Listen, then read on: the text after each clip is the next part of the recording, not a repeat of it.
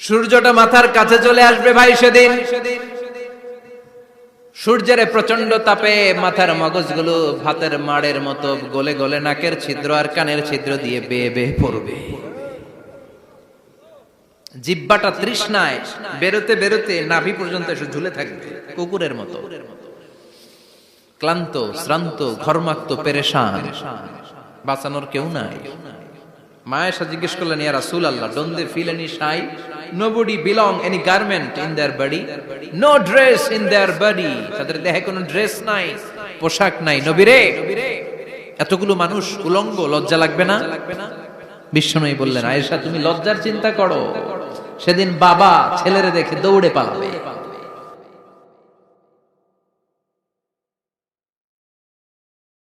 কিয়ামতের দৃশ্যটা কিরকম হবে এর নকশা খুব সংক্ষিপ্ত পরিসরে মাত্র 11টা আয়াতে আল্লাহ তুলে ধরেছেন। আপনি মনোযোগ দিয়ে কানগুলো খরগোশের মতো খাড়া করে যদি কথাগুলো শুনেন, আপনার মনে হবে আপনি এখানে বসে কিয়ামত চোখে লাইভ দেখতেছেন। লাইভ আল্লাহ এমন ভাবে বলেছে, সুবহানাল্লাহ পড়েন।